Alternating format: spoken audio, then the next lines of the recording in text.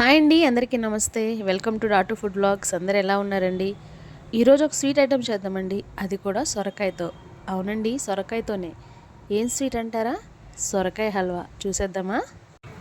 Stove మీద ఒక pan పెట్టుకొని 3 స్పూన్ల నెయ్యి వేసి, నెయ్యి వేడైన తర్వాత జీడిపప్పులు, బాదం పప్పులు వేసి వేయించుకోవాలి.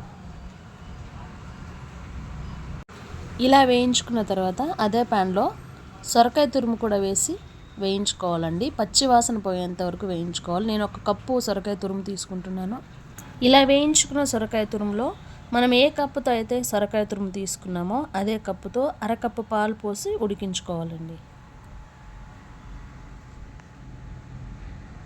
ఇలా ఉడికిన సొరకాయ తురుములో 2 స్పూన్ల పంచదార వేసి దగ్గర పడేంత వరకు కూడా ఉడికించుకోవాలండి. నేను చూపిస్తున్నాను కదా కప్పు, ఆ కప్పుతో నేను తీసుకున్నానండి. 2 స్పూన్ల పంచదార సరిపోతుంది.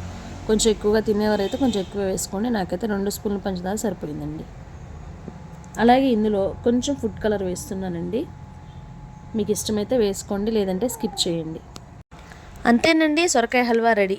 ఫైనల్గా మనం వేయించి పెట్టుకున్న జీడిపప్పు, బాదం పప్పులు వేసి ఒకసారి కలుపుకొని స్టవ్ ఆఫ్ చేసుకుందాం.